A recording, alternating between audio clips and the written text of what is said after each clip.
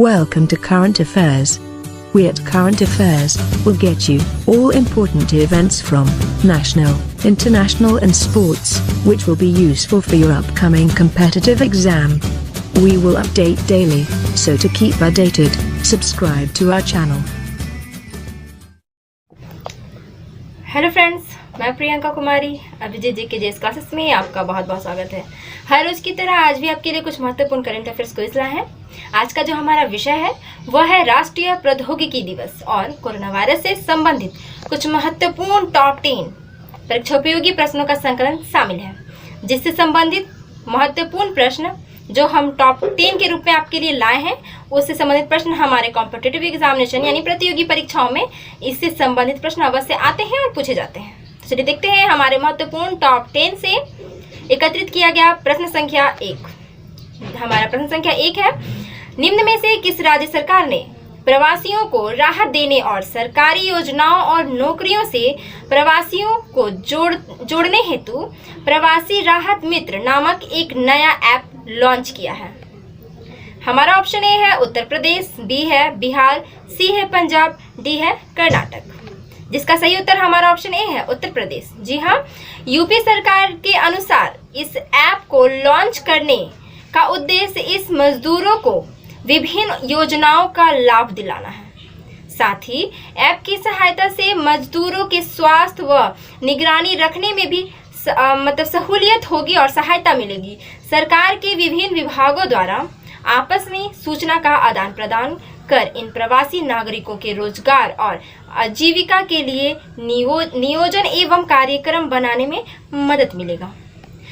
इस ऐप की मुख्य विशेषता यह भी है कि इसमें ऑनलाइन के साथ साथ ऑफलाइन भी काम कर सकते हैं। चलिए अगला प्रश्न यानी 2 देखते हैं। राष्ट्रीय प्रौद्योगिकी दिवस निम्न में से किस दिन मनाया जाता है? हमारा ऑप्शन ए है 10 जनवरी, बी है 15 मार्च, सी है 13 जून और डी है हमारा 11 मई।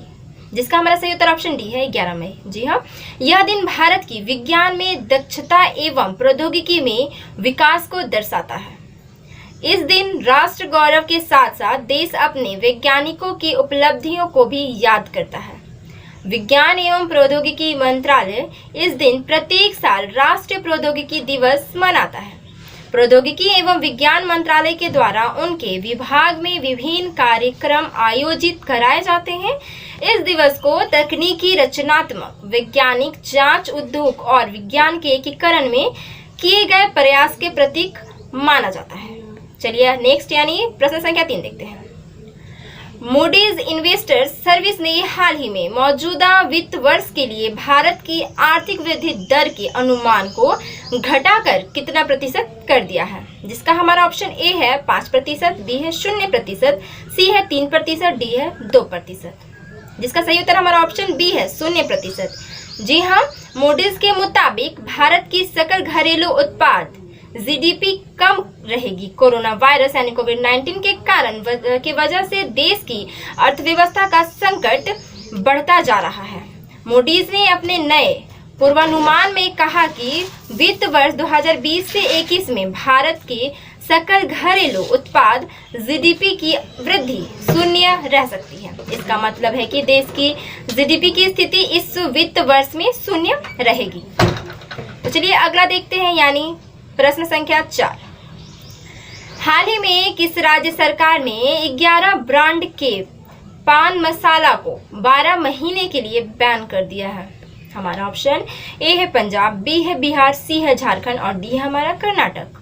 सही उत्तर हमारा ऑप्शन सी है यानी झारखंड। जी हाँ, झारखंड सरकार ने पान मसाला पर 8 मई 2020 को पूर्ण प्रतिबंध लगा दिया है।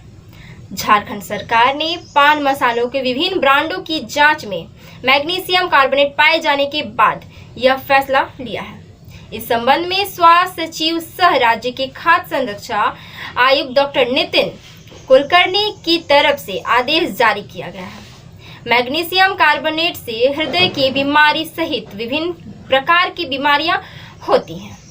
चलिए अगला यानी प्रश्न संख्या 5 देखते हैं। चीन के समर्थन वाले यानी AIIB ने हाल ही में किस देश को कोरोना वायरस से निपटने के लिए 3,800 करोड़ रुपए का लोन मंजूर किया है? जिसका हमारा ऑप्शन ए है भारत, बी है चीन, सी है रूस, डी है अमेरिका। सही उत्तर ऑप्शन ए है भारत। जी हाँ, दुनिया भर में जारी कोरोना वायरस के कहर के बीच तमाम देशों की अर्थव्यवस्था को तगड़ा धक्का लगा है।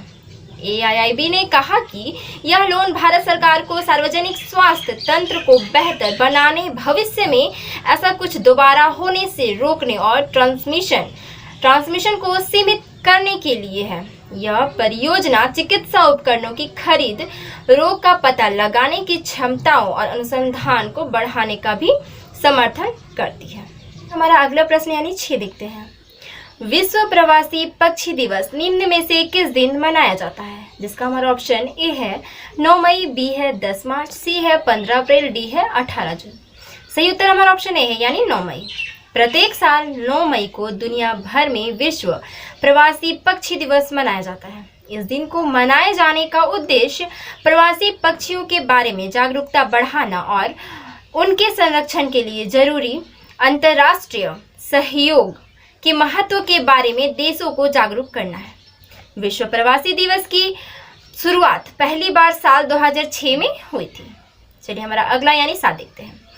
हाल ही में किस संगठन ने कोविड-19 यानी कोरोना वायरस महामारी के खिलाफ लड़ाई में कमजोर देशों के भीतर जरूरी चीजों के लिए सरकारों, कंपनियों और अरबपतियों से 6.7 अरब डॉलर की निधि का दान करने की अपील की है? हमारा ऑप्शन ए है विश्व बैंक, बी है अंतर्राष्ट्रीय श्रमिक संगठन, सी है संयुक्त राष्ट्र और डी है हमारा विश्व आर्थिक मंच। सही उत्तर हमारा ऑप्शन सी है यानी संयुक्त राष्ट्र। संगठन ने आगाह किया है कि यदि इस मदद में नाकाम रहे तो भूखमरी की वैश्विक महामारी फैलेगी और अकाल, दंगे व अधिक संघर्ष का दुनिया को सामना करना पड़ सकता है। 25 मार्च को संयुक्त राष्ट्र की ओर से की गई 2 अरब डॉलर की शुरुआती अपील को इसलिए बढ़ाया गया है क्योंकि आय कम होने और नौकरियां जाने की घटनाएं बढ़ रही हैं। साथ ही खाद्यापूर्ति घटने तथा महंगाई व बच्चों को भोजन ना मिलने और उनका टीकाकरण ना होने के साक्ष्य पहले से ही मिलने लगे हैं। तो चलिए नेक्स्ट यानी 8 देखते हैं। मदर्स डे निम्न में से किस दिन मनाया जाता है? हमारा ऑप्शन ए है मई महीने के दूसरे रविवार, बी है जनवरी महीने की दूसरे सोमवार, सी है फरवरी महीने के तीसरे मंगलवार, डी है अप्रैल महीने के चौथे शुक्रवार। जिसका हमारा सही उत्तर ऑप्शन ए है मई महीने के दूसरे रविवार। दुनिया भर में मदर्स डे अलग अलग तरीकों से मनाया जाता है। भारत में मई के दूसरे रविवार को मदर्स डे मनाया जाता है। वहीं यूएस, ऑस्ट्रेलिया, कनाडा, न्यूजीलैंड, चीन, जापान, फिलीपींस में यह खास दिन 12 मई को मनाया जाता है। अरब देशों में 21 मार्च को मदर्स डे मनाया जाता है। तो हर जगह यह अलग अलग तरीके से और अलग अलग दिन मनाए जाते हैं। चलिए अगला यानी नेक्स्ट 9 देखते हैं। मध्य प्रदेश के मुख्यमंत्री शिवराज सिंह चौहान ने कारखानों में काम की अवधि 8 घंटे से बढ़ाकर कितने घंटे कर दिए हैं? हमारा ऑप्शन ए है 10 घंटा, बी है 12 घंटा, सी है 14 घंटा, डी है 15 घंटा। जिसका हमारा सही उत्तर ऑप्शन बी है 12 घंटा। मध्य प्रदेश के मुख्यमंत्री शिवराज सिंह चौहान ने कोविड-19 से प्रभावित उद्योग एवं व्यवसायों को पुनः पटरी पर लाने के मकसद से विभिन्न कदमों की घोषणा करते हुए कहा कि प्रदेश में सभी कारखानों में कार्य करने की पाली 8 घंटे से बढ़कर 12 घंटे की होगी। उन्होंने प्रदेश में औद्योगिक गतिविधियों को बढ़ाकर रोजगार के अवसरों में वृद्धि, नए निवेश को प्रोत्साहित करने और श्रमिकों के हितों की रक्षा के उद्देश्य से श्रम सुधारों की घोषणा की है। तो चलिए हमारा आज का टॉप 10 का अंतिम प्रश्न 10 देखते हैं। हरिशंकर वासुदेवन की हाल ही में निधन हो गया, वे किस क्षेत्र से संबंधित हैं?